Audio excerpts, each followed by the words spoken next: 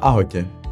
V jednom z úvodných dielov som vám predstavil robotické súčiastky sady LEGO Education Spike Prime.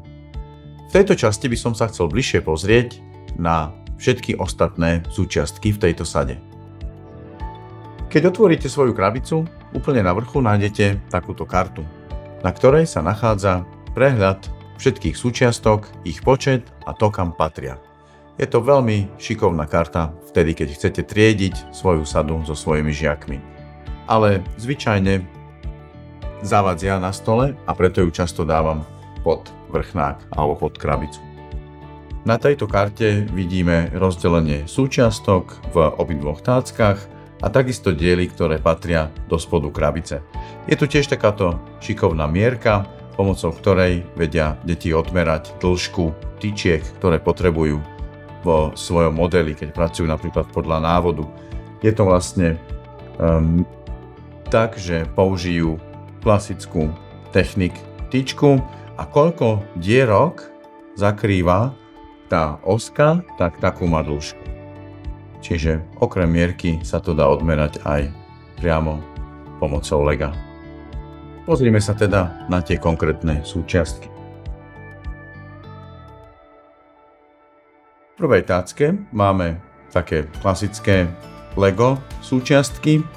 Sú tu figurky dve, zopár ozdobných dielikov, oči, takéto krúžky a tiež takéto klasické 2x4 tehličky.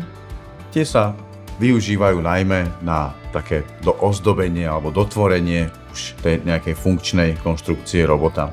Okrem toho sú tu spojky, táto patrí sem, čiže rôzne druhy spojok, také, ktoré majú funkciu brzdy, teda vytvárajú pevné konštrukcie, ale aj také, ktoré nám umožňujú, aby sa nám hýbal nejaký klb.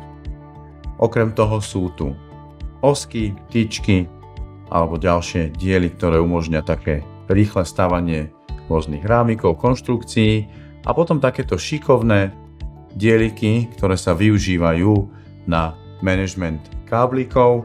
Len rýchlo predvediem napríklad s týmto, čiže dá sa takto pripojiť a potom pripojiť k konštrukcii. Toľko tejto prvej a pozrieme sa ešte na druhú tácku. Tu máme také klasické technik diely, rovné tyčky, rôzne dĺžky alebo takéto s uhlom, prípadne ozubené kolieska, rôzne veľkosti, obyčajné kolieska, takisto gumičky na vytváranie prevodov a potom takéto šikovné technik spojky alebo také mini dieliky, ktoré umožňujú vytvárať rýchle konštrukcie a jednoduchých robotov pomerne rýchlo.